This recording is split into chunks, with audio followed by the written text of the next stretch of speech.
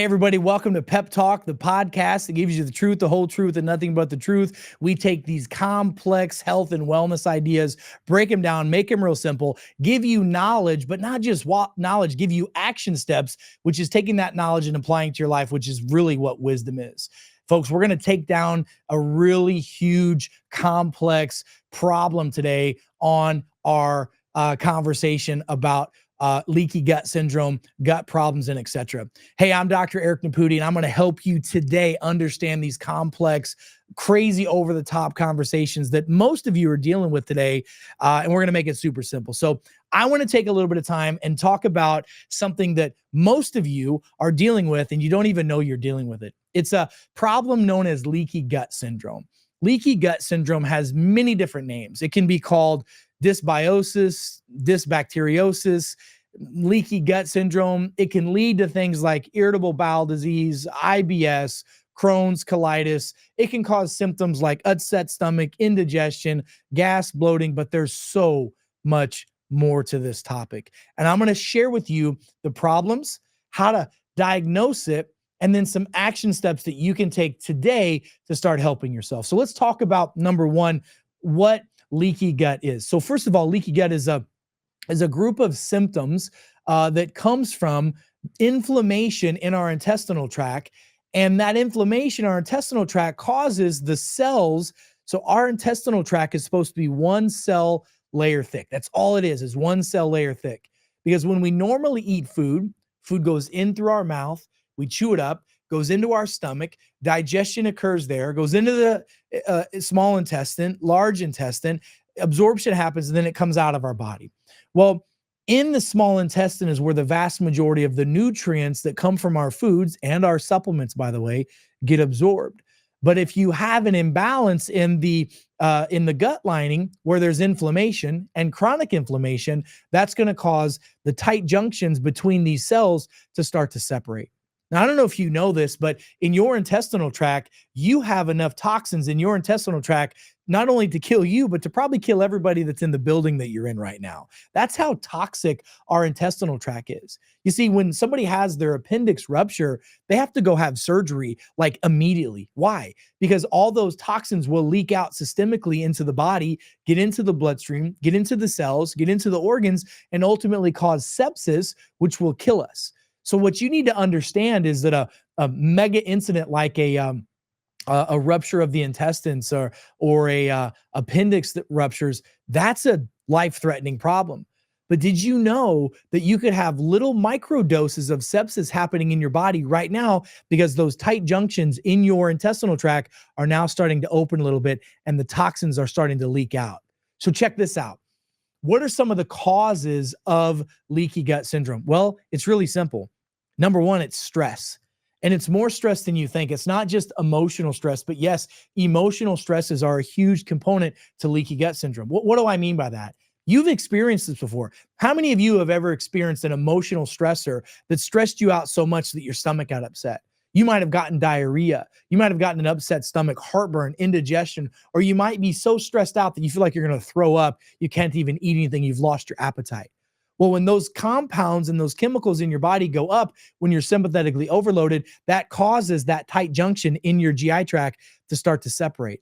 That causes the normal healthy bacteria in your gut to start to die off. And now you're more prone to candida overgrowth, fungal overgrowth, H. pylori issues, and so many other problems that can lead down a slew of leaky gut syndrome. So we know that stress can cause it emotionally. But physical stress can cause it. Did you know that when your body's in pain, when you're chronically in pain, your body sends chemical receptors and signals into the bloodstream that causes inflammation? That inflammation is going to get into the gut and cause the GI tract to start to open up and separate as well. So chronic pain and inflammation can lead to the issues in the gut. By the way, not to mention the fact that most of the painkillers and drugs that people take, even non-steroidal anti-inflammatories and even aspirin, has a negative side effect of causing an imbalance in the gut bacteria, contributing to more of that separation of those cells in your gut, which leads to more leaky gut syndrome. So a lot of you have the problem, and the supposed solution you're taking is perpetuating this vicious cycle that you've got. You can also have chemical imbalances. not enough of the right nutrients, not enough fiber in your diet. That's a big one. 95% of the population does not get enough fiber. And if you don't have enough fiber, you don't have enough prebiotic. And by the way, prebiotics mix with probiotics, which are the healthy bacteria that come from the food we eat, especially fermented foods, and taking supplements like master microbiotics and other spore-based nutrients. Those mix together and make something called a postbiotic. The postbiotic is the chemical that really helps heal and seal those tight junctions, those holes in the intestinal tract that happen. So you could be deficient or you could be toxic with certain heavy metals or plastics or other chemicals in the body that are in the water and the food supply we have that also are contributing to the bacteria not working in the body and causing those tight junctions to open up. There's so many things that can contribute to this. It's not even funny. You just have to understand what to look for. And I'm telling you that leaky gut syndrome happens to be one of the major problems that we as human beings suffer from systemically that cause a whole slew of symptoms. And these symptoms can be everything from anxiety, insomnia, and depression, because the GI tract is where the vast majority of the neurotransmitters that are made in your body come from your gut. Those neurotransmitters are things like dopamine, noradrenaline, serotonin, the chemicals that make us feel happy and vibrant and satisfied and help us control our dopamine responses, which if our gut's off, it can lead to addiction issues. We've seen multiple studies that show that first fixing the gut can help heal the body from a lot of the symptoms of anxiety, depression, insomnia. And it's really common sense if you understand the connection of those. Why are we not talking about that as a society? Why are we not talking about that overactive children and depressed human beings could have abnormal gut bacteria? We should be having that conversation. So we know that can be a contributing factor. We know that if you have leaky gut, you're going to have what we call leaky blood. What do I mean by that? The toxins in your intestinal tract are going to slowly leach into your blood. And when they leach into your blood, they're going to cause inflammation in your cells. And your cell inflammation is going to cause tissue inflammation. And that tissue inflammation is going to cause organ inflammation. And that organ inflammation is going to cause the organs not to function as well. And that's going to cause the organ system not to function as well, whether it's your cardiovascular system, your immune system, your digestive system, lymphatic, it doesn't matter. All inflammation negatively impacts the cells, which negatively impacts all the systems in the body. And then we're going to have an unhealthy organism. That's you as a human being that are now expressing symptoms of anxiety, depression, insomnia, upset stomach, diarrhea, constipation, any type of IBD, Crohn's, colitis, you name it. Even symptoms of sore, stiff joints, headaches, migraines, and fatigue, fibromyalgia, the list goes on and on. But when you have leaky gut, it's going to stress out certain organs like your liver and your pancreas, which can cause blood sugar problems, which can cause skin issues. It can cause you to have a hyperhistamine response, which means that you have more susceptibilities to environmental and food allergies. I mean, the list goes on and on and on. There have been studies that have proven that if you take someone who has a healthy microbiome and put that into a person who has a sick microbiome, those people can lose weight. Those people can become more engaged in society. They're not reclused as much. I mean, there's a social, emotional component to this, which I'm going to tell you, that means there's also an economic component to this. So Hippocrates was right when he said first heal the gut and everything else falls into place. So those are some of the symptoms of leaky gut. Those are some of the causes of it. Not to mention the fact that overconsumption of antibiotics is a major contributor to leaky gut. And you may not take antibiotics orally. You may. The average person has 3 antibiotics per year in America. And that's the use that they have. And by the way, one antibiotic can disrupt the normal microbiome for up to 12 to 18 months. One prescription, one 7-day Z-Pack, one 30-day use of amoxicillin. All these can cause that. And maybe you're not getting the antibiotics in drugs, but maybe you're getting it from your food supply. Most of the beef and chicken and other poultries and foods that we get from the grocery stores are injected with antibiotics. And by the way, not to do what you think, which is to minimize the risk of infections, but to fatten up the animals, to make the animals bigger. So when they go to the market, there's actually a higher yield of, they sell the meat by the pound or by the ounce or by the kilogram. It's really quite disgusting. And those antibiotics live in your food still to this day. And then also a lot of us that are drinking water, bottled water and some tap waters are going to have antibiotics in there as well, unless you have a system that filters that stuff out. You should be drinking clean living water. So I think it's important for us to understand the importance of having a healthy microbiome. And in order to fix that, you have to have lifestyle changes. What does that mean? You have to understand what foods you absorb, what foods you don't absorb. Well, how do you figure that out? I'm a big fan of doing a DNA discovery test that helps you find out how you handle fats, carbs, proteins, how you handle certain compounds that are in food like gluten. Because if you're gluten intolerant, you need to know that and you need to avoid that like the plague because it's kryptonite for your body. So understanding those things are huge. And then even doing some blood tests and even some urine tests to find out how your body handles enzymes, maybe even doing a stool sample to look at your gut microbiome. All those things are part of what we refer to as the self-care mechanism. But really and truly for the gut microbiome, there's a simple test you can do we call the spit test. First thing in the morning before you brush your teeth, eat anything, wash your mouth out or even drink any water, get a glass of water, glass, fill that up to the top with water and spit in it. Not a goober. I don't need a loogie, but I want some spit in it so you can see how your spit responds because your saliva, especially from your tongue, has a direct extension to your liver and your intestinal tract. And so what happens is as soon as when you spit in that thing, you let it sit for 15 minutes and normal healthy bacteria should float on the top. If it streaks or hits the bottom, that's a sign of abnormal bacteria. You have an overgrowth of candida, maybe parasites, abnormal fungus. That's a sign of leaky gut. Other signs are things like if you have symptoms of upset stomach, indigestion, diarrhea, constipation, you eat foods, your skin breaks out afterwards, or you eat something and your saliva gets really thick and mucousy after you eat, or if you stick your tongue out and your tongue is white. If there's a white film, there's a biofilm on there, that's a sign of leaky gut. You need to fix this. You got to change your diet and lifestyle first of all. So you should be eating towards your body type, whether you're a adrenal body type, a hormone body type, a body type that's a thyroid body type, or if you have a liver body type, you should eat that way. You should also know your blood type. There are some legitimacies to eating for a blood type. It's not the end all and begin all, but it gives you an idea. But a DNA profile is really the key. You take all that information, you put it together, that gives you a really good idea of what types of food you should eat. And then utilizing intermittent fasting. If you're using intermittent fasting, that can take a lot of pressure off the GI tract. And even if you have no idea where to start, eating a ketogenic type diet where you're eating a lot of good clean proteins, a lot of good healthy fats, you're minimizing your carbohydrate intake, but you are eating vegetables and moderating your fruit because fruit is a sugar and it's supposed to be consumed in moderation. That can help you heal and seal that gut. But you have to increase your fiber. Because if you don't have the right fiber in your system, your body cannot heal like it's supposed to. And I'm not talking about supplementing with fake fiber. Most fiber that's out there is not beneficial for you. You need vegetable fiber.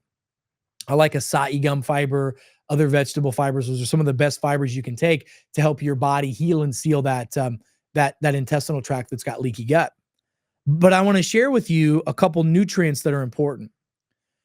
Some of the nutrients that are important for people, by the way, somebody just asked, are there blood tests that can be done? Yes, there's a blood test called a zonulin test.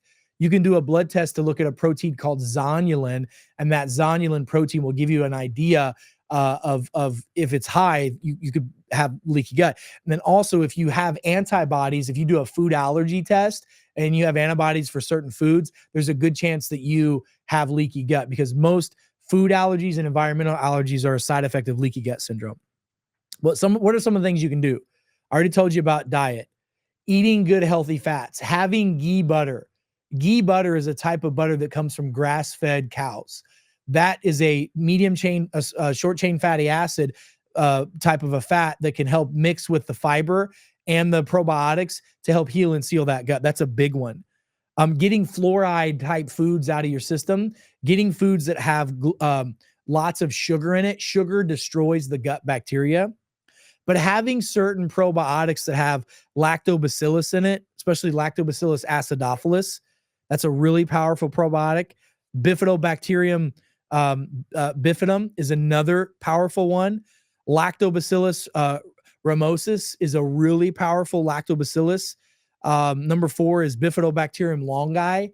That's a really important one for inflammation and the immune system. Lactobacillus cci is a really important one. Bifidobacterium breve, and then Saccharomyces boulardii. That's a fungi that's really important to help get the right bacteria in the body so you can heal and seal your gut. Having a probiotic is important, but having a probiotic that actually works is even more important.